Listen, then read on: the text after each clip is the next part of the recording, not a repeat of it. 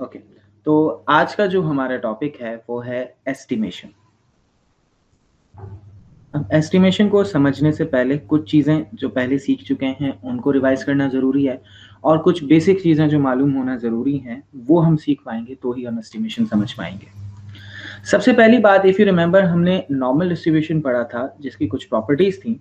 वो ये थी कि अगर कोई वेरिएबल सिर्फ नॉर्मली डिस्ट्रीब्यूटेड है, उसका मीन कुछ भी हो सकता है, स्टैंडर्ड डिविएशन कुछ भी हो सकता है। अगर आप उसे ट्रांसफॉर्म करना चाहें स्टैंडर्ड नॉर्मल डिस्ट्रीब्यूशन में, तो उसको हम z से शो करते हैं। तो उसके लिए एक फॉर्मूला होता है कि आप, फॉर एग्जांपल, ये x की वैल्यू है, if you want to convert that x value to z value, तो the formula for that z value will be z equals x minus mean divided by standard deviation. This is formula to convert any random variable, any normally distributed random variable to standard normal distribution. अच्छा जी, तो जब हम ये सीख सकते हैं तो अब इसी तरह जो सैंपल मीन होते हैं, इफ यू रिमेंबर, हमने सेंट्रल लिमिट थ्योरम भी पहले डिस्कस किया था। इसकी बेस पे हमने कहा था कि जो सैंपल मीन्स होते हैं वो नॉर्मली डिस्ट्रीब्यूटेड होते हैं। तो अगर सैंपल मीन भी नॉर्मली डिस्ट्रीब्यूटेड होते हैं एंड उनकी डिस्ट्रीब्यूशन भी नॉर्मल डिस्ट्रीब्यूटेड होती है, उनका जो मीन होता है, mean of all sample mean is also always called population mean, ये प्रॉपर्टी होती है। अच्छा, अब यहाँ पर फॉर एग्जांपल एक सैंपल मैंने कलेक्ट किया है, उसकी एवरेज, तो उसको हम x से नहीं बल्कि x बार से शो करेंगे, क्योंकि सैंपल का मीन है, मीन को x बार से शो करते हैं। अब अगर इस सैंपल मीन को आपने स्टैंडर्ड नॉर्मल डिस्ट्रीब्यूशन में कन्वर्ट करना है, तो उसके लिए भी फॉर्मूला तो यही होता है। फॉर एग्जांपल आप इसे z में कन्वर्ट करना चाहते हैं, तो फॉर्मूला वही होता है कि आप x बार को माइनस कीजिए मीन से और डिवाइड कर दीजिए स्टैंडर्ड डेविएशन, लेकिन सैंपल मीन का। अच्छा, अब याद रखिएगा, जो सैंपल मीन्स होते हैं उनका जो स्टैंडर्ड डेविएशन होता है, एक तो फॉर्मूला उसका बिल्कुल एक बड़ा सा फॉर्मूला होता है कि जितने भी सैंपल मीन्स हैं, जितने भी पॉसिबल सैंपल मीन्स हैं, उन सबका स्टैंडर्ड डेविएशन फाइंड आउट करें।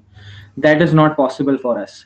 कि फॉर एग्जांपल मैं अगर यूनिवर्सिटी के स्टूडेंट्स पर कोई रिसर्च कर रहा हूँ, और यूनिवर्सिटी के student for example 10 lakh students हैं जब से यूनिवर्सिटी स्टार्ट हुई है अब तक, तो उन 10 लाख स्टूडेंट्स में से अगर मैंने ये सोचा है कि 30 स्टूडेंट्स का मेरा सैंपल होगा, तो उन 10 लाख स्टूडेंट्स के 30 स्टूडेंट्स के कितने सैंपल्स पॉसिबल हैं, उन सारे के सारे सैंपल्स की एवरेज निकालूं और फिर उसका स्टैंडर्ड डेविएशन निकालूं उन सारी एवरेजेस का, तो that is not possible for me. Practically impossible है, स्टेटिस्टिकली पॉसिबल है, प्रैक्टिकली इम्पॉसिबल है मेरे लिए।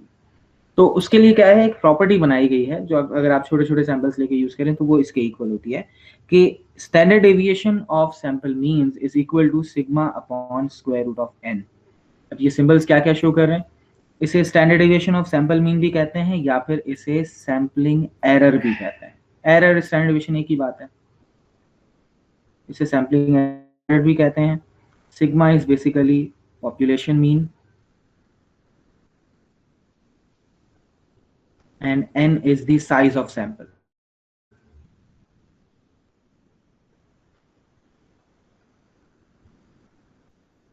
ठीक है नहीं? अच्छा, अब इसे अगर मैं रीराइट करूं तो I can write this that z equals x bar minus mean divided by sigma upon square root of n। ठीक है जी, ये जब हम हाइपोथेसिस सीखेंगे, हाइपोथेसिस टेस्टिंग सीखेंगे, उसमें भी ये फॉर्मूला बहुत ज्यादा यूज होगा, क्योंकि जब हम हाइपोथेसिस टेस्टिंग करते हैं उसमें भी कोई सैंपल कलेक्ट करते हैं, उसकी बेस पे हम हाइपोथेसिस करते हैं, तो उसको भी नॉर्मल डिस्ट्रीब्यूशन से स्टैंडर्ड नॉर्मल डिस्ट्रीब्यूशन में कन्वर्ट करना होगा, तो हम यही फॉर्मूला यूज करेंगे। अच्छा, अब होता यूं है कि जब आप कोई एस्टिमेशन कर रहे हैं किसी चीज की, तो उसके लिए अब आपको नहीं पता कि आपकी जो z वैल्यू है वो यहाँ लाई करती है या फिर यहाँ लाई करती है। मीन्स वो z की वैल्यू अगर जाहिर सी बात है मीन से 0 से लेफ्ट पर होगी तो नेगेटिव में आंसर आएगा, और राइट पर होगी तो पॉजिटिव आंसर आएगा। तो उसके लिए हम कह सकते हैं कि z पॉजिटिव भी हो सकता है और नेगेटिव भी हो सकता है, लेकिन दोनों ही सूरत में उसका फॉर्मूला यही होगा, x bar minus mean divided by standard deviation upon square root of n। अब अगर इसे मैं रीअरेंज करके मीन को सब्जेक्ट बनाना चाहता हूँ, ये sigma upon square root of n divide हो रहा है, यहाँ पर आकर मल्टीप्लाई हो जाएगा, sigma upon square root of n is equal to x bar minus mean. Mean मुझे पॉजिटिव चाहिए, तो इस मीन को वहां शिफ्ट कर देता हूँ और प्लस माइनस को दूसरी तरफ शिफ्ट कर देता हूँ। तो mu is equal to x bar plus minus z sigma upon square root of n. ये फॉर्मूला होता है हमारे लिए इंटरवल एस्टिमेट का। तो अब जब ये फॉर्मूला ड्राइव कर लिया, तो अब बेसिकली हम आते हैं, जब ये फॉर्मूला हमने ड्राइव कर लिया, अब हम आते हैं अपने मेन टॉपिक की तरफ, विच इज एस्टिमेशन। ये होता क्या है?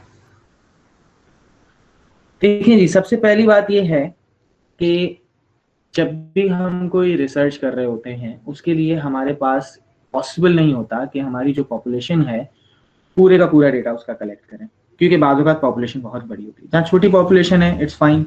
फॉर एग्जांपल, आप अगर हमारे यहाँ टेलीकम्युनिकेशन इंडस्ट्रीज हैं, उस पर कोई रिसर्च कर रहा है, तो वो तो हमारे पास 6 ही हैं, यूफोन, जोंग, टेलीनोबल के 5 हो गए, 12 से जोंग और वारिद आपस में मर्ज हो गए, तो आपके पास 5 ही हो गई। तो वो 5 ही आपका सैंपल नहीं, वो तो पूरी पॉपुलेशन कहलाएगी। इसी तरह अगर आप कोई कार मैन्युफैक्चरिंग कंपनीज देख रहे हैं, तो वो भी लिमिटेड ही होंगी, उसके लिए मुश्किल नहीं है कि आपका सैंपल करें, आप डायरेक्टली पॉपुलेशन पर ही काम करेंगे।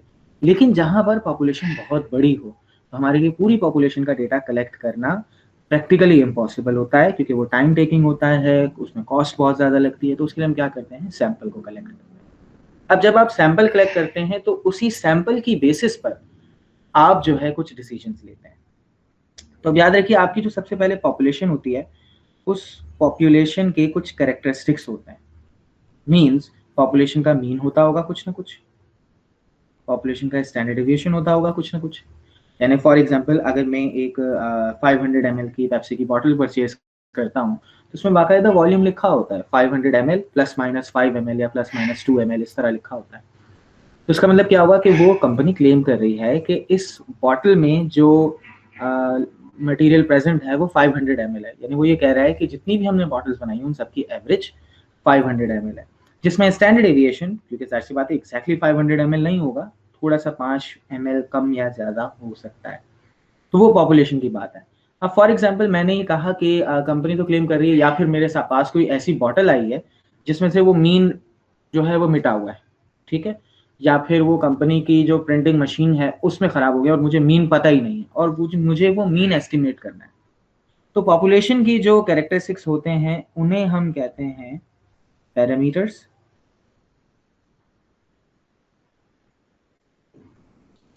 अब मैं इसी तरह क्या करूँगा, मुझे अगर फॉर एग्जांपल मालूम करना है कि जितनी भी बॉटल से बनाती हैं ऑन एवरेज इसकी मतलब कंटेंट क्या होंगे, यानी कंटेंट की वॉल्यूम क्या होगा, उसके लिए मैं सैंपल का मीन कलेक्ट करूँगा। यानी फॉर एग्जांपल हो सकता है मैंने 500 बॉटल सेलेक्ट करनी है मार्केट से, तो वो सैंपल साइज कहलाएगा। सैंपल साइज 500 बॉटल्स मैंने कलेक्ट कर ली और उनकी जो एवरेज निकली है, फॉर एग्जांपल उसको हम एक्स बार से शो करते हैं सैंपल के मीन को, और पॉपुलेशन के मीन को म्यू से शो करते हैं, और पॉपुलेशन के स्टैंडर्ड डेविएशन को सिग्मा से शो करते हैं। तो अब जो उनकी एवरेज निकली है, सपोज वो 500 ml के बजाय 501 ml लिखी है, 501.5 ml निकली है, तो ये सैंपल का मीन होगा। और इसी तरह सैंपल का स्टैंडर्ड डेविएशन भी हो सकता है। मैंने जो 500 बॉटल्स सेलेक्ट की हैं, ज़ाहिर है उन 500 बॉटल्स की जो एक्स वैल्यूज़ होंगी, यानी जो उनकी उनका वॉल्यूम होगा, उसमें भी कोई ना कोई स्टैंडर्ड डेविएशन होगा। एवरेज से एक वैल्यू कम होगी, कुछ ज़्यादा होगी, तो इसलिए स्टैंडर्ड डेविएशन उनमें कुछ ना कुछ होगा। अगर सबका ही एक्जैक्टली 500 है, तो फिर स्टैंडर्ड डेविएशन 0 होगा। जो प्रॉपर्टी में पहले बता चुका हूँ कि अगर सारी वैल्यू सेम होती हैं तो स्टैंडर्ड डेविएशन का आंसर 0 होता है। अच्छा जी, अब ये हमारे पास सैंपल का मीन भी आ गया, सैंपल का ही आ गया। अब हम क्या करते हैं, जो सैंपल के कैरेक्टरिस्टिक्स होते हैं उन्हें हम कहते हैं स्टैटिस्टिक, विदाउट एस, स्टैटिस्टिक, जिसमें सैंपल स्टैंडर्ड डेविएशन भी शामिल है, जिसको एस से शो करते हैं। तो ये सिंबल्स की डिफ्रेंसिएशन बहुत ज़्यादा इंपॉर्टेंट है। सैंपल के स्टैंडर्ड डेविएशन को एस से शो करते हैं, पॉपुलेशन के स्टैंडर्ड डेविएशन को सिग्मा से शो करते हैं, सैंपल के मीन को एक्स बार से शो करते हैं, पॉपुलेशन के मीन को म्यू से शो करते हैं, सैंपल के साइज को स्मॉल एन से शो करते हैं। खैर पॉपुलेशन है नहीं, लेकिन पॉपुलेशन के साइज को कैपिटल एन से शो करते हैं। अच्छा, तो इनको हम कहते हैं स्टैटिस्टिक्स, और इनको कहते हैं पैरामीटर्स। एस्टिमेशन का टॉपिक बेसिकली क्या होता है, based on statistic we estimate the parameters. ठीक है, तो ये एस्टिमेशन बेसिकली क्या है, एस्टिमेशन ऑफ पैरामीटर्स। अब उसमें जरूरी नहीं है कि मीन हो, उसमें प्रोपोर्शन भी हो सकता है। प्रोपोर्शन क्या होता है कि आप परसेंटेज से शो कर रहे हैं। फॉर एग्जांपल हम मेल और फीमेल की प्रोपोर्शन कह सकते हैं कि पूरी पॉपुलेशन है, उसमें फीमेल का प्रोपोर्शन क्या है, मेल का प्रोपोर्शन क्या है। हमने एक सैंपल सेलेक्ट किया, उसमें फीमेल का प्रोपोर्शन क्या है, मेल का प्रोपोर्शन क्या है, या फिर ग्रेजुएट्स का और नॉन ग्रेजुएट्स का, या फिर हम कह सकते हैं कि कोई भी कैरेक्टरिस्टिक्स हो जिसमें प्रोपोर्शन परसेंटेज में आ रही हो। तो ये चीज, यानी फॉर एग्जाम्पल या यूं हो सकता है कि हमने लोग जो डिफरेंट रेस्टोरेंट्स में गए और सिलेक्ट किया कि पेप्सी कौन पसंद करते हैं, कोक कितने परसेंट लोग पसंद करते हैं, तो दैट विल बी प्रोपोर्शन। और जरूरी नहीं है बायनोमियल हो, बायनोमियल के अलावा भी हो सकते हैं प्रोपोर्शंस, लेकिन उसको फिर कन्वर्ट करते हैं बायनोमियल में। वो खैर आगे हम सीखेंगे आज ही के लेक्चर में। अच्छा, तो अब जो पॉपुलेशन के प्रोपोर्शन को हम पी हेड से शो करते हैं और इसे सिर्फ पी से शो करते हैं। पॉपुलेशन के प्रोपोर्शन को और सैंपल के प्रोपोर्शन को पी से शो करते हैं, पी हेड से शो करते हैं। तो बेसिकली एस्टिमेशन का टॉपिक क्या है, आप based on sample statistic population को एस्टिमेट करते हैं। याद रखिए, हम एग्जैक्टली नहीं बता सकते, सैंपल को सिलेक्ट करके एग्जैक्टली नहीं बता सकते कि पॉपुलेशन की वैल्यू क्या होगी। यानी फॉर एग्जांपल मैं 30 स्टूडेंट्स का रिजल्ट देखकर उस पर नहीं गेस कर सकता कि पूरी यूनिवर्सिटी का रिजल्ट क्या होगा एवरेज में। हाँ, ये जरूर है कि मैं एस्टिमेट जरूर कर सकता हूँ, एग्जैक्टली नहीं बता सकता, एस्टिमेट जरूर कर सकता हूँ। और जब भी हम एस्टिमेशन करते हैं उसमें कुछ ना कुछ हमारा मार्जिन ऑफ एरर होता है। तो एस्टिमेशन करते हैं, फॉर एग्जांपल मुझसे किसी ने पूछा कि आप जो है बताइए कि एवरेज स्कोर क्या है एक्स वाई जी एग्जाम का। मैंने कहा 3 CGP है। तो वो कहेंगे कि आप श्योर हैं इस पर? मैं कहूँगा नहीं, जाहिर है ये तो मैंने गैस किया है। तो कितना श्योर हैं आप इस पर? मैं कह सकता हूँ मैं 90% श्योर हूँ, 80% श्योर हूँ, 95% श्योर हूँ। तो वो मेरा कॉन्फिडेंस लेवल कहलाता है। अच्छा, अब अगर मैं यूं कहूं नहीं, मुझे 100% कॉन्फिडेंस के साथ बताइए, तो फिर मैं एक नंबर में आंसर नहीं दूंगा, बल्कि एक रेंज में आंसर दे दूंगा। मैं कहूंगा कि अगर 100% कॉन्फिडेंस से पूछ रहे हो तो सीजीपीए टोटल 4 होती है, तो और मिनिमम 1 हो सकती है, 0 हो सकती है। तो आई एम 100% श्योर कि एवरेज जो है वो 0 से 4 के बीच में होगी। इस पर यकीनन हम 100% श्योर हैं। लेकिन जैसे जैसे एस्टिमेट कॉन्फिडेंस लेवल को हम कम करते जाते हैं तो हमारा वो बढ़ता जाता है। अच्छा जी, खैर, तो अब एस्टिमेशन जब आप करते हैं, एस्टिमेशन के दो तरीके हैं। एक होता है पॉइंट एस्टिमेट और दूसरा होता है इंटरवल एस्टिमेट। पॉइंट एस्टिमेट क्या होता है? बहुत ही सिंपल, सबसे आसान, कि जो सैंपल का स्टैटिस्टिक है वही पॉपुलेशन का एस्टिमेटर है।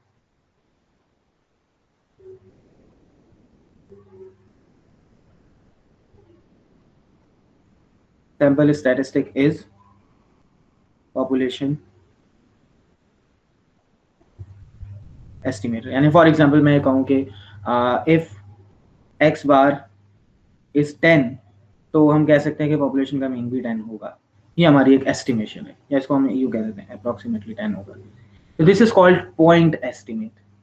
और इंटरवल एस्टिमेट क्या होता है कि आप एक रेंज में बता दें, इंटरवल में बता दें कि यहां से यहां तक मीन लाई करता होगा। तो उसमें बेसिकली आप क्या करेंगे, वो जो आपका पॉइंट एस्टिमेट है उसमें आप प्लस माइनस कर देते हैं अपना margin of error.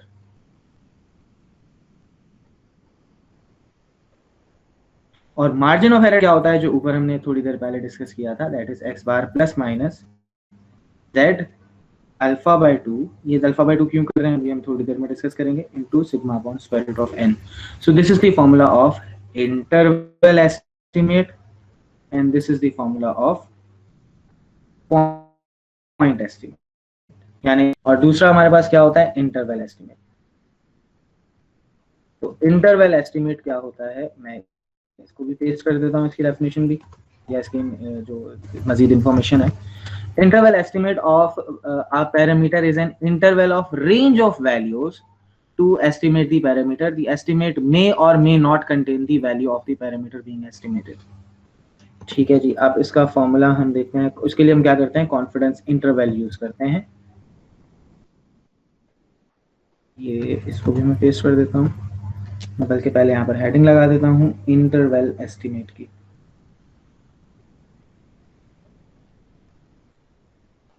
Interval estimation The confidence level of interval estimation of parameter is the probability that the, यानी confidence level basically क्या है, probability है, यानी कितने परसेंट श्योर है, यानी वही probability है। तो ये probability होती है that the interval estimate will contain the parameter assuming that a large number of samples are selected and the estimation process of the same parameter is repeated। ठीक है जी। Confidence interval is a specific interval of parameter determined by using data obtained from sample using specific confidence level. अच्छा, अब इसी पर ही जो है मैं बल्कि हम एक दो क्वेश्चंस की तरफ हम चलते हैं डायरेक्टली। ये फॉर्मूला जो मैंने आपको बताया वो यहाँ पर भी आया। Formula for confidence interval for mean of a specific alpha when sigma is known। ये sigma मतलब population standard deviation है, तो x bar minus z alpha by 2 multiply by sigma upon square root of n। और ये interval में लिखने का तरीका होता है, यानी अभी जो हमने सीखा था कि population mean is equal to x bar plus minus z alpha by 2 multiplied by sigma upon square root of n है। इसे आप यूँ भी कह सकते हैं कि एक बार ये माइनस किया जा रहा है और एक बार प्लस किया जा रहा है। तो माइनस करने पर जो आंसर आएगा ऑब्वियसली वो स्मॉलर होगा, और प्लस करने पर जो आंसर आएगा वो ग्रेटर होगा। तो अगर हम इसे रेंज में लिखना चाह रहे हैं तो हम कहेंगे कि पॉपुलेशन का जो मीन होगा उसका answer x bar minus z alpha, यानी x bar minus point estimate minus margin of error और point estimate plus margin of error के बीच में लाई करता होगा। अब ये z अल्फा बाय 2 की वैल्यू क्या है, बेसिकली देखें जब आप 95% श्योर हैं तो आप अपनी जो पॉपुलेशन है यानी जो नॉर्मली डिस्ट्रीब्यूटेड है उसका 95% मिड का सिलेक्ट कर रहे हैं। जब 95% मिड का सिलेक्ट कर रहे हैं तो इसका मतलब ये है कि आपने 5% आपका चांस ऑफ एरर है, जिसे हम अल्फा से शो करते हैं, चांस ऑफ एरर। 95% कॉन्फिडेंस है तो 5% चांस ऑफ एरर है। अगर 5% चांस ऑफ एरर है, आप मिड से सिलेक्ट कर रहे हैं, तो इसका मतलब यहाँ पर भी 2.5% बचता है और यहाँ पर भी 2.5% बचता है। तो इसीलिए हम इसे अल्फा बाय 2 कहते हैं कि ये z की अल्फा बाय 2 की वैल्यू, और ऑब्वियसली ये दो वैल्यूज हो सकती हैं, तो z की अल्फा बाय 2 की वैल्यू हम निकालेंगे और वो इसमें प्लस और माइनस करेंगे, तब हमें आंसर मिलेगा। खैर एक दो क्वेश्चन सॉल्व करके हम देखते हैं, उससे और ज्यादा बेहतर आपको समझ आएगा। और ये मार्जिन ऑफ एरर की भी डेफिनेशन में यहाँ पेस्ट कर देता हूँ। ठीक है जी। अच्छा, तो मार्जिन ऑफ एरर की हम बात कर रहे हैं। Margin of error, also called maximum error of the estimate, is the maximum likely difference between the point estimate of the parameter। यानी हम कह रहे हैं कि point estimate से कितना अवे हो सकता है। अब वो अवे है तो इसका मतलब ज्यादा भी हो सकता है, कम भी हो सकता है, इसलिए हम उसको प्लस और माइनस कर रहे थे, जो ऊपर मैंने फॉर्मूला लिखा था। ठीक है जी। अब इसमें जो है अच्छा, जो अभी हम करने जा रहे हैं, सबसे पहले हमारा जो एस्टिमेशन का पार्ट होगा, that is finding confidence interval for mean when sigma is known। ये बहुत इंपॉर्टेंट बात है, when sigma is known। sigma से मुराद अभी थोड़ी देर पहले बताया था पॉपुलेशन का standard deviation, when population standard deviation is known।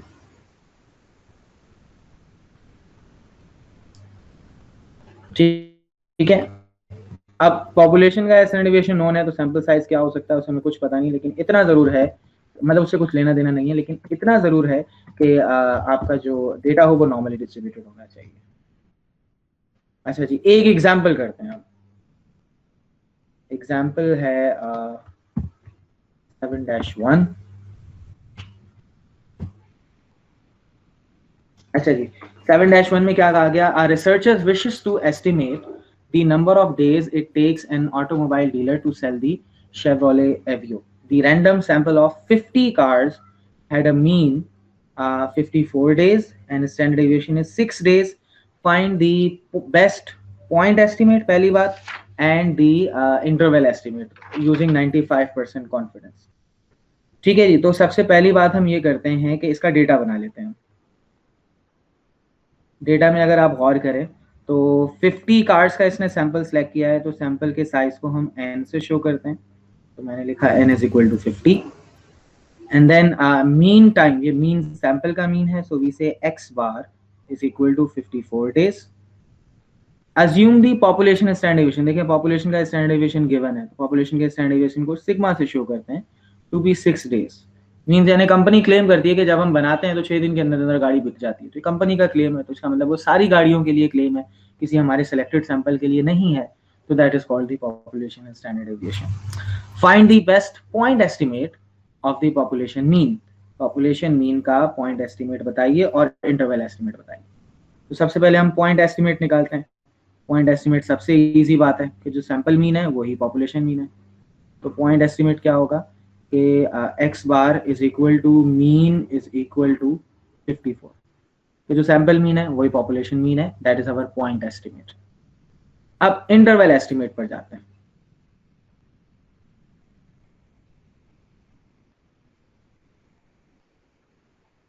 Interval estimate के लिए अभी आपको एक फॉर्मूला बताया था जिसमें हमें z अल्फा बाई 2 चाहिए होता है, यानी कॉन्फिडेंस इंटरवल अगर 95% है तो इसका मतलब chance of error means alpha is 1 minus 95%, that is 5%। तो 5% हमारा चांस ऑफ एरर है। अब इंटरवल एस्टिमेट का फॉर्मूला क्या होता है? इंटरवल एस्टिमेट का फॉर्मूला होता है x bar plus minus margin of error, और margin of error basically z alpha by 2 multiplied by sigma upon square root of n। तो इस फॉर्मूला के लिए हमारे पास x बार की जरूरत है, हमें गिवन है, सिग्मा की जरूरत है, गिवन है, n की जरूरत है, गिवन है, z अल्फा बाई 2 नहीं है, तो हम पहले z alpha by 2 find out करते हैं। और z alpha by 2 means z 0.05, 5% का मतलब 0.05 होता है, divided by 2। So z 0.05 upon 2 is 0.025। और अगर आप z टेबल पर देखें तो 0.250 पर आपको z की वैल्यू मिलेगी 1.96। ठीक है, प्लस माइनस 1.96। लेकिन हम माइनस 1.96 लें प्लस लें उससे कोई फर्क नहीं पड़ता, क्योंकि ऑलरेडी यहाँ पर 1 प्लस माइनस पहले से लगा हुआ है। मीन्स इसको हम यूं कह सकते हैं कि अगर आप एक नॉर्मल डिस्ट्रीब्यूशन के टेबल में यहाँ पर 0 है और आप 95% बीच में रख रहे हैं, तो मीन्स 2.5% यहाँ पर बचता है। तो 2.5% में यहाँ पर नेगेटिव 1.96 आ रहा है। और ऑब्वियसली क्योंकि ये सिमेट्रिकल होता है, नॉर्मल डिस्ट्रीब्यूशन के चैप्टर में हम डिस्कस कर चुके हैं, तो अगर ये 0 से माइनस 1.96 अवे है तो ये वाला 0 से 1.96 अवे होगा। तो इसलिए हम कह रहे हैं कि जो z की जो वैल्यूज हैं वो माइनस 1.96 और प्लस 1.96 है, प्लस माइनस 1.96 है। अच्छा जी, तो अब हमारे पास ये z की वैल्यू आ गई। अब हम फॉर्मूला में आसानी से सारी वैल्यूज पुट कर सकते हैं। तो x बार की वैल्यू थी 54। लेकिन ये z की वैल्यू हमने कैसे फाइंड की, एक बार रिपीट कर देता हूँ। z अल्फा बाई 2, यानी हम एरर देख रहे हैं ना, ये वाली वैल्यू चाहिए हमें। तो उसके लिए हमने क्या किया, alpha is error, chance of error 5% हमें एरर है, मीन हम 5% छोड़ सकते हैं। 5% छोड़ना है तो हमने 2.5% लेफ्ट से छोड़ दिया और 2.5% राइट से छोड़ दिया, क्योंकि हम 100% श्योरिटी से आंसर नहीं दे रहे हैं, हमें 95% श्योरिटी से आंसर देना है। तो अब 2.5% यहाँ से छोड़ दिया, 2.5% यहाँ से छोड़ दिया। z टेबल में हमने पढ़ा था कि z टेबल में यहाँ पर हमारी z वैल्यूज होती हैं और यहाँ पर प्रोबेबिलिटी होती है। तो टेबल में प्रोबेबिलिटी मैंने फाइंड की 0.0250। कहाँ लिखा हुआ है? जब यहाँ पर देखा तो 1.9 था और इसके ऊपर देखा तो 0.06 था, तो इसलिए टेबल से इसकी वैल्यू मैंने 1.96 लिखी। और क्योंकि ये यहाँ माइनस 1.9 होगा, अब क्योंकि ये टेबल सिमेट्रिकल होता है तो इसीलिए अगर ये वैल्यू 0 से माइनस 1.96 अवे है तो आगे भी प्लस का 1.96 अवे होगा। वरना अगर आप चाहें तो 95% और ये हो गया तो आप 97.5% भी सर्च कर लें, 0.975, तो वो भी आपको यहाँ पर प्लस 1.9 मिलेगा और ऊपर 0.06 मिलेगा। लेकिन ये टाइम बचाने की एक टाइम सेविंग टेक्निक है कि जो माइनस में आंसर होता है प्लस में भी वही होता है, क्योंकि ये टेबल सिमेट्रिकल होता है। फॉर्मूला में वैल्यूज पुट करते हैं, x bar is equal to 54 और plus minus z alpha by 2 is 1.96, standard deviation of population 6 था हमारे पास, एंड सैंपल साइज गिवन था 50। तो 54 प्लस माइनस 1.7 इसका आंसर आता है। एंड ये पॉपुलेशन मीन का फॉर्मूला था, तो मैं यहाँ लिख भी देता हूँ पॉपुलेशन मीन। तो पॉपुलेशन मीन अगर हम एक बार इसे प्लस करेंगे, 54 minus 1.7 and 54 plus 1.7। So 54 minus 1.7 is 52.3 whereas 54 plus 1.7 is 55.7. तो इसे ऐसे भी लिख सकते हैं हम, और अगर आप चाहें तो ऐसे भी लिख सकते हैं कि population mean is approximately 54 plus minus 1.7।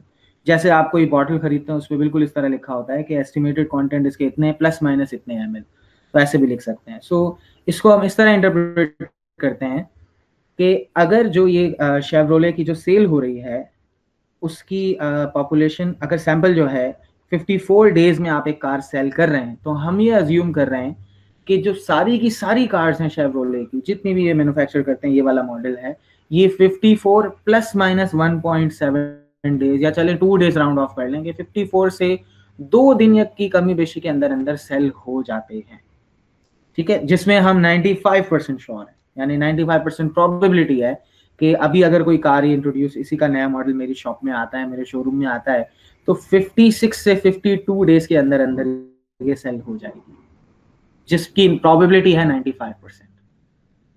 ठीक है जी, तो this is basically the estimation कि आप किस तरह से एस्टिमेट करते हैं अपने डेटा को। देखते हैं हमारे पास अगर कोई एक और एग्जांपल है तो हम एक और एग्जांपल करते हैं। बिल्कुल है, एग्जाम्पल 7-2 में करने जा रहा हूँ, क्योंकि ज़ाहिर है एक एग्जाम्पल से उतना अच्छा समझ नहीं आता है, जितनी ज़्यादा एग्जाम्पल्स हों उतना बेहतर समझ आता है। तो एग्जाम्पल 2 में कहा गया कि a large urgent care center with 4 doctors found that they can see an average of 18 patients per hour. Assume that standard deviation is 3.2. A random sample of 42 hours was selected. Find the 99% confidence interval for mean. ठीक है जी, अब इसमें हम क्या करते हैं, सबसे पहले डेटा क्रिएट करते हैं, इसका डेटा बनाते हैं। Urgent care center with 4 doctors found that they can see an average of 18 patients per hour, तो एक्स बार है 18। Assume that the standard deviation is 3.2. The standard deviation of population is 3.2. A random sample of 42 hours, n is equal to 42, was selected. Find 99% confidence interval. Point estimate नहीं कहा इन्होंने, directly confidence interval 99% कह दिया है, तो obviously alpha will be 1%। ठीक है जी, तो अब हम डायरेक्टली इसका फॉर्मूला लगाते हैं। हमें पता है कि कॉन्फिडेंस इंटरवल का जो हमने अभी फॉर्मूला सीखा था, confidence interval is population mean is equal to x bar plus minus z alpha by 2 into sigma upon square root of n. तो sample mean is 18 plus minus, अच्छा z की value हम यहाँ निकाल लेते हैं। z अल्फा इज 0.01 over 2, क्योंकि 1% का मतलब 0.01 होता है। सो z 0.005, और टेबल में जब इसकी वैल्यू देखेंगे, बुक में वो निकाल के लिखी हुई है, दैट इज 2.58। सो 2.58, यानी कि इसको मैं यूं कह सकता हूं कि जब आप z टेबल में जाएंगे, प्लस माइनस 2.58 होगी बेसिकली। यहाँ पर आपको -2.5 नजर आएगा, यहाँ पर 0.08 नजर आएगा। जब आप इनकी इंटरसेक्शन देखेंगे तो आपको 5%, 0.005% वैल्यू मिल जाएगी। z टेबल देखने का तरीका ये होता है जो लास्ट क्लास में हमने सीखा था, लास्ट लेक्चर में, कि जो अंदर वैल्यूज लिखी होती हैं दीज आर बेसिकली प्रोबेबिलिटीज और एरियाज, और ऊपर जो लिखे होते हैं ये z वैल्यूज होती हैं, z स्कोर भी कहते हैं इसको, वो होते हैं z स्कोर्स। अच्छा जी, खैर, तो रिज्यूम करते हैं वहीं से। तो we got the value of z 2.58 multiply by standard deviation. Standard deviation हमारे पास है 3.2 divided by square root of sample size that is 42। तो जब हम इसे सिंप्लीफाई करते हैं तो 18 प्लस माइनस 1.3 ऐसे भी लिख सकते हैं कि population mean is 18 plus minus 1.3, और अगर आप चाहें तो इसे इंटरवल की फॉर्म में भी लिख सकते हैं कि population mean lies between 18 minus 1.3 और 18 plus 1.3। So 18 minus 1.3 will be 16.7, and 18 plus 1.3 will be 19.3. So this is the estimation of population mean कि on average जितने भी डॉक्टर्स इस हॉस्पिटल में बैठते हैं वो 16.7 मीन्स हम 17 मान लेते हैं इसको 17 to 19 patients per day deal कर सकते हैं, उससे ज्यादा या उससे कम नहीं कर सकते हैं. That is the average which is the on which we are 99% confident. ठीक है जी, यहाँ तक उम्मीद करता हूँ सबको समझ आ गया होगा. अच्छा, अब ये जो कॉन्सेप्ट हम कर रहे हैं, ऐसा क्यों कर रहे हैं, 95% कॉन्फिडेंस कर रहे हैं, और इस चीज़ को और अगर ग्राफिकल वे में समझना है तो एक पिक्चर मैं आपकी स्क्रीन पर पेस्ट कर रहा हूँ, इसे और से देखते हैं. देखिए जी, बेसिकली हम जो 95% श्योर हो रहे हैं ना, अब जो भी कह सकते हैं कि आपने सैंपल के बेस पर पॉपुलेशन का इतना बड़ा फैसला कैसे कर लिया कि आपने जो सैंपल सेलेक्ट किया है उसकी एवरेज आई है, सपोज 18 आई थी, हाँ इस केस में 18. मैंने कोई दूसरा सैंपल सेलेक्ट किया, उसकी एवरेज 19 आई, फिर किसी और ने कोई एवरेज सेलेक्ट किया है, उसकी एवरेज 16 आ गई. फिर तो जाहिर सी बात है जब एक्स बार चेंज हो रहा है तो एक्स बार के अलावा जो मार्जिन ऑफ एरर है ये तो हर केस में सेम रहेगा. ठीक है जी, ये 1.3 तो हर केस में सेम आएगा, बस 18 है, आपने कोई सैंपल सेलेक्ट किया उसकी एवरेज 16 निकली है, किसी और ने सेलेक्ट किया उसकी एवरेज 19 लिखी है. लेकिन उस केस में भी अगर आप यहाँ इस डायग्राम पर गौर करें, आपने जो एवरेज सेलेक्ट किया ना वो ये आई है सपोज, और मैंने जो एवरेज सेलेक्ट की है वो ये आई है. दोनों ही केस में जो 90% कॉन्फिडेंस या 99% कॉन्फिडेंस हम कर रहे हैं वो ये पूरी हम रेंज बता रहे हैं. तो ये पूरी रेंज बता रहे हैं, तो दूसरे ने जो सिलेक्ट किया होगा वो भी इसी रेंज में आ रहा होगा, तीसरे ने जो सिलेक्ट किया होगा वो भी इसी रेंज में आ रहा होगा, चौथे ने जो सिलेक्ट किया होगा वो भी इसी रेंज में आ रहा होगा. हाँ ये जरूर है कि ये वाला इसमें नहीं आ रहा, लेकिन सैंपल अपने इतने एरिया को तो कवर कर रहा है.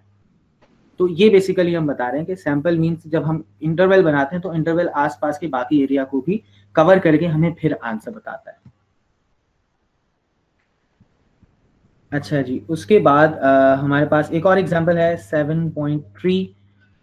थोड़ा सा दिखने में डिफरेंट है ये example. The following data represents a random sample of assets in million of dollars of 30 credit unions in southwestern Pennsylvania. Assume that the population standard deviation is 14.405. Find the 90% confidence interval for this data. अब देखें हमें confidence interval find out करना है इस data के लिए. अच्छा, अब सारी चीजें हमें गिवन है, लेकिन एक चीज z अल्फा हमें नहीं पता, वो निकालना पड़ेगा z अल्फा बाय 2. और दूसरी चीज हमें जो सैंपल का मीन है वो नहीं गिवन, लेकिन हम वो मालूम तो कर सकते हैं. इन सबको प्लस करें और डिवाइडेड बाय n कर दें, सैंपल साइज कर दें, तो हमें इसकी एवरेज मिल जाएगी. तो इसे सॉल्व करते हैं हम. यहाँ हम इसका सोल्यूशन लिखते हैं.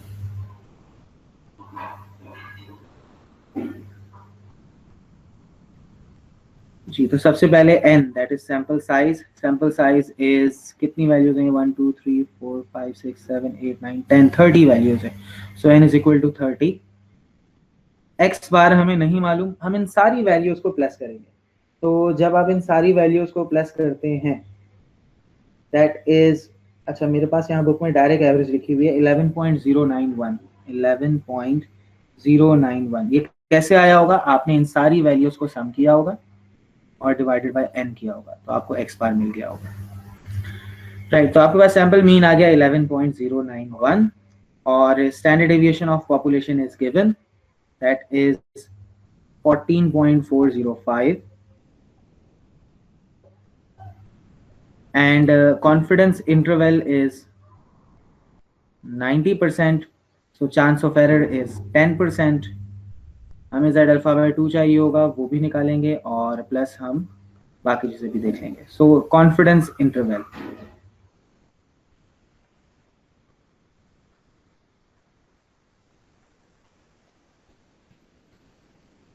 confidence interval for population mean is x bar plus minus z alpha by 2 multiplied by sigma upon square root of n.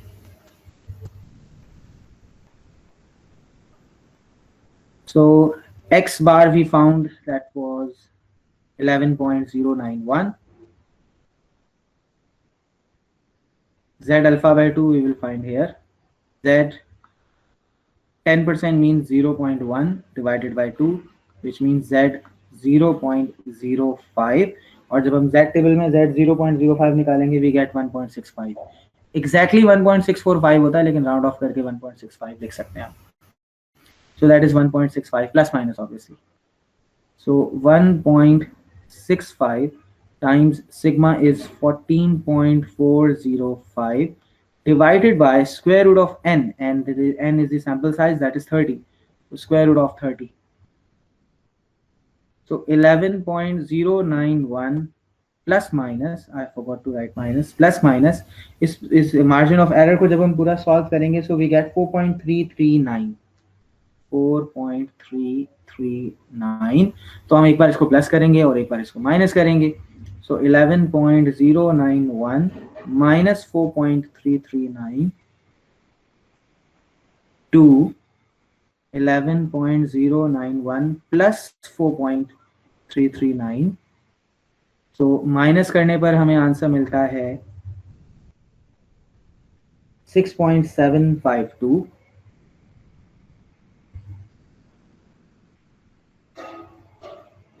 And plus करने पर 15.430.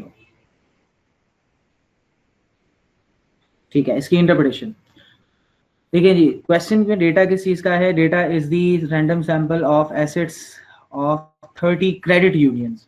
तो इसका मतलब ये है कि अब अगर मैं कोई और किसी और क्रेडिट यूनियन को सिलेक्ट करता हूं तो it is 90% probable, 90% likely, 90% chance है कि उनके जो एसेट्स होंगे उनकी वैल्यू बिटवीन 6.75 मिलियन से लेकर 15.43 मिलियन होगी. ठीक है, जिसमें मैं 90% कॉन्फिडेंट हूँ. और ऑब्वियसली कॉन्फिडेंस इंटरवल जितना बढ़ाएंगे हम 95% पे जाएंगे, 99% पे जाएंगे, वैल्यू उतनी बड़ी होती जाएगी. जितना छोटा इंटरवल करेंगे उतना ही डिफरेंट आएगा. राइट जी. अब इसमें अगर आप गौर करें, जैसे मैंने यहाँ पर आपको डायग्राम दिखाई थी, और दूसरी बात ये भी है कि 30 है. एक मेरा सिंपल सा क्वेश्चन इंक्रीज करते जाए. फॉर एग्जांपल 30 कंपनीज हैं इस वक्त, अगर हम 50 कंपनीज हैं, अगर हम 60 कंपनीज हैं, तो ये एक सिंपल सी बात है, याद रखिएगा. सैंपल साइज जितना बड़ा होता है वो पॉपुलेशन को उतना अच्छा रिप्रेजेंट करता है. यानी आपको मैं यूं मिसाल दे रहा हूँ कि अगर मुझे यूनिवर्सिटी के 10,000 स्टूडेंट हैं, उनसे रिलेटेड कोई डिसीजन लेना है, तो मैं 5 स्टूडेंट से अगर फीडबैक ले लूँ वो अलग एक बात होगी. और अगर मैं 10,000 में से 1,000 या 2,000 रिप्रेजेंटेटिव होगा अपने पॉपुलेशन का. और इसके अलावा एक बात ये डिस्कस कर ली हमने कि सैंपल साइज जितना इंक्रीज करेंगे आपकी पॉपुलेशन, जो सैंपल है वो पॉपुलेशन का उतना अच्छा रिप्रेजेंटेटिव होगा. दूसरी बात, पॉपुलेशन का जो स्टैंडर्ड डेविएशन है, पॉपुलेशन में स्टैंडर्ड डेविएशन जितना कम होता है एरर का चांस उतना कम होगा. उसकी वजह ये है कि वैल्यूज जितनी एक दूसरे से कम अवे होंगी. स्टैंडर्ड डेविएशन क्या होता है कि वैल्यूज अपने मीन से कितना अवे हैं. तो वैल्यूज अपने मीन से जितना कम अवे होंगी, उनका डिस्टेंस जितना कम होगा, वो हमारे डेटा के लिए उतना ज्यादा अच्छा है कि डेटा में इतनी डेविएशन ही नहीं है. जैसे हम वो पीछे कार्स का देख रहे थे कि 54 कार्स हैं, 54 डेज में अगर सेल हो रही है, तो हम कह रहे थे 52 से 56 डेज के अंदर अंदर सेल हो जाएगा. तो वो किस वजह से हो रहा था कि उसमें आप गौर कीजिए स्टैंडर्ड डेविएशन बहुत कम था. स्टैंडर्ड डेविएशन सिर्फ 4 डेज का था या 6 डेज का था. यहाँ पर है वो सवाल, बिल्कुल 6 डेज का था. 54 में सिर्फ 6 डेज का स्टैंडर्ड डेविएशन था. अगर ये स्टैंडर्ड डेविएशन बड़ा होता, 10 डेज का होता, 50 डेज का होता, तो फिर हमारा पॉइंट एस्टिमेट, इंटरवल एस्टिमेट बहुत बड़ा आंसर आता. अच्छा, अब इसको याद कैसे रखें? ये जो इतने मैंने पॉइंट्स बताए, कैसे समझ आएगी बात? देखें जी, यहाँ पर हम बात करते हैं, ये जो मार्जिन ऑफ एरर होता है हमारे पास,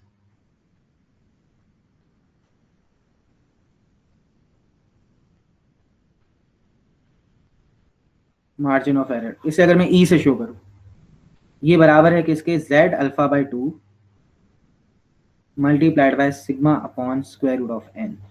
तो देखिए सिंपल सी बात है, जो चीजें न्यूमरेटर में लिखी हुई हैं वो चीजें इंक्रीज करते जाएंगे अगर आप, तो आपका एरर उतना ज्यादा होगा, क्योंकि डायरेक्टली प्रोपोर्शनल है. जो चीज न्यूमरेटर में है वो डायरेक्ट प्रोपोर्शनल होती है, जो चीज डिनोमिनेटर में होती है वो इनवर्सली प्रोपोर्शनल होती है. तो अगर आपकी z की वैल्यू जितनी बड़ी आएगी, z की वैल्यू कितनी बड़ी है, कैसे आती है? ये फॉर एग्जांपल यहाँ पर है, अब यहाँ पर एक z की वैल्यू है, यहाँ पर z की वैल्यू है सपोज 1, और पीछे जाऊंगा तो ये माइनस का यानी -1 है ये, और यहाँ पर प्लस का 1 है. और अगर मैं इसको पीछे जा रहा हूँ और आगे कर रहा हूँ, मीन्स अपना कॉन्फिडेंस लेवल बढ़ा रहा हूँ, तो कॉन्फिडेंस लेवल बढ़ाने से ये -1 से हो सकता है -2 पर आ गई और ये +2 पर आ गई। तो z की वैल्यू जितनी बड़ी हो रही है, z की वैल्यू कब बड़ी हो रही है, जब हम अपना कॉन्फिडेंस इंटरवल बढ़ा रहे हैं। तो इसको हम यूं कह सकते हैं कि जैसे जैसे आप अपना, ये बात एमसीक्यूज में पूछी जा सकती है आपसे, जैसे जैसे आप अपना कॉन्फिडेंस लेवल इंक्रीज करते हैं, आपका एरर भी इंक्रीज होता है। ठीक है, क्योंकि फॉर्मूला बता रहे हैं हमें कि जो चीज न्यूमरेटर में होती है वो जितनी इंक्रीज होती है तो फाइनल आंसर भी उतना इंक्रीज होगा। सिमिलरली आपके पॉपुलेशन का स्टैंडर्ड डेविएशन भी जितना ज्यादा होगा, पॉपुलेशन का स्टैंडर्ड डेविएशन जितना ज्यादा होगा, जितना बड़ा आंसर होगा उसका, तो आपके एस्टिमेशन में उतना एरर आएगा। और दूसरी चीज n, क्योंकि देखिए n स्क्वायर रूट में है और डिनोमिनेटर में है, तो n जितना कम होगा एरर उतना ज्यादा आएगा। और दूसरे अल्फाज में हम यूं कह सकते हैं कि n जितना ज्यादा होगा एरर उतना कम आएगा। अच्छा जी, खैर एग्जाम्पल की तरफ आते हैं। तो a sociologist wishes to estimate the average number of automobile theft in a large city per day within 2 automobiles. He wishes to be 99% confident. ठीक है जी, कॉन्फिडेंस इंटरवल आ गया हमारे पास 99%. And from a previous study, standard deviation was found to be 4.2. ये भी आ गया 4.2. How many days should he select to survey? कितने दिन तक, यानी n कितने दिन तक सिलेक्ट करें, क्योंकि इसमें ये आपको जो है वो पर डे आपको निकालना है, सैंपल साइज निकालना है आपको। ठीक है जी, अब इसमें अगर आप गौर करें, हमें सैंपल मीन की जरूरत भी नहीं है, क्योंकि जाहिर सी बात है सैंपल साइज जितना चेंज होगा मीन उतना ही चेंज होगा, तो इसलिए सैंपल मीन दिया भी नहीं हुआ हमें और जरूरत भी नहीं। तो अब इसने कहा है कि कितने, यानी 99% कॉन्फिडेंट होना है तो कितनी सिलेक्शन होनी चाहिए, और इसके लिए आपको पॉपुलेशन का स्टैंडर्ड डेविएशन चाहिए। तो आसान अल्फाज में, जैसे अगर आप कोई रिसर्च कर रहे हैं उसमें आपको क्या चाहिए, सिर्फ पॉपुलेशन का स्टैंडर्ड डेविएशन चाहिए। पॉपुलेशन का स्टैंडर्ड डेविएशन एग्जैक्टली कैलकुलेट नहीं कर सकते, तो एक बिल्कुल पास प्रैक्टिस है या जज किया हुआ कि हम ये कहते हैं कि हमारे ऑफिस से जो लोग दूर रहते हैं वो कोई 50 किलोमीटर दूर रहता है, कोई 30 किलोमीटर दूर रहता है, कोई 10 किलोमीटर, कोई 5 किलोमीटर, इन सब में स्टैंडर्ड डेविएशन इतना होना चाहिए, तो आप वो लेकर उससे सैंपल साइज फाइंड आउट कर सकते हैं, तो उससे आपको पता लगेगा कितने होने चाहिए। तो एरर, अगर ये कॉन्फिडेंस इंटरवल 99% है तो ऑब्वियसली एरर विल बी 1%। तो एरर का फॉर्मूला क्या है, margin of error is equal to z alpha by 2 multiplied by, यानी ये एरर 1% है, इसकी वैल्यू क्या है वो हमें निकालनी है, तो z alpha by 2 multiplied by sigma upon square root of n। Right जी, तो z की वैल्यू हम देखते हैं कितनी आती है हमारे पास, z अल्फा बाय 2 की वैल्यू है हमारे पास 2.58। अच्छा, और ये एरर 1% है, जिसकी वैल्यू अगर हम निकालें तो वो 2 बनती है, क्योंकि इसमें 2 विद इन 2 ऑटोमोबाइल्स का एरर होना चाहिए। तो ये 2 आ गया, is equal to z alpha की वैल्यू 2.58, 99% पर 2.58 होती है। अभी हमने पीछे 3 वैल्यूज आप जो है ना इनको अपने पास कहीं लिख लें, आपके काम आती रहेंगी। 99% पे क्या वैल्यू होती है, 95% पे वैल्यू क्या होती है, 90% पे वैल्यू क्या होती है। तो 2.58 मल्टीप्लाइड बाय सिग्मा हमारे पास है 4.2 divided by square root of n, square root of n divide हो रहा है, दूसरी तरफ जाकर मल्टीप्लाई हो जाएगा, और ये 2.58 मल्टीप्लाइड बाय 4.2 डिवाइडेड बाय 2, तो square root of n is equal to, इसका जो भी आंसर आएगा, हम बल्कि स्क्वायर रूट को दूसरी तरफ ले जाकर हम स्क्वायर बना देते हैं, ये इसे रिमूव कर देना,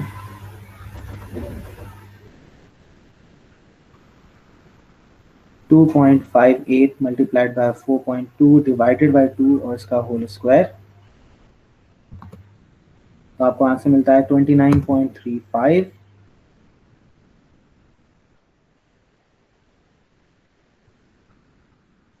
मींस आपको अप्रॉक्सीमेटली 30 जो है वो डेज का डेटा चाहिए होगा। अच्छा, इसको एक बार फिर से समझते हैं, बोला क्या गया था। उसने कहा गया था कि जो सैंपल मीन है उसमें +-2 का एरर होना चाहिए, और जिसका कॉन्फिडेंस लेवल 99% होना चाहिए। 2 जो है वो 1% है, इस तरह समझ लीजिए, तो 99% होना चाहिए। तो अब बताइए सैंपल साइज हम क्या लें, क्योंकि सैंपल साइज लेंगे तो ऑब्वियसली ये x बार भी चेंज हो जाएगा और ये एरर के नीचे जो स्क्वायर रूट है वो भी चेंज हो जाएगा। तो इन सबको अगर आपने एक साथ करना है तो आप 30 डेज सेलेक्ट कर लीजिए, आपका जो भी सैंपल मीन होगा जो भी सैंपल साइज यानी 30 होगा तो आपको इस तरह से 2 का एरर आपको मिलेगा उससे। मैंने बाज़ औक़ात ऐसा होता है ना कि हम जैसे फॉर एग्जांपल अभी कोविड की वैक्सीन भी बनाई जा रही है, तो उसमें भी इस तरह किया जाता है कि भाई हमें अगर 100% तो ज़ाहिर है रिज़ल्ट नहीं चाहिए, 90% 95% चाहिए रिज़ल्ट।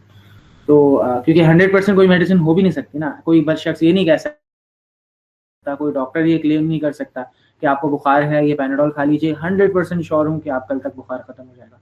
नहीं, प्रोबेबिलिटी होती है 90% है, 80% है, मोर लाइकली है, और लीस्ट लाइकली हो सकता है कि आप जो है वो आपके सर में दर्द है और आप जो है वो कोई और दवाई खा लें, और इसमें फिर लीस्ट लाइकली होगा। तो परसेंटेज इस तरह चेंज होती है और उस पर फिर एरर भी निकलता है। तो ये सैंपल साइज की कैलकुलेशन इस तरह से की जाती है कि सैंपल साइज कितना होना चाहिए वो इस तरह से फाइंड आउट करते हैं। ठीक है जी। अब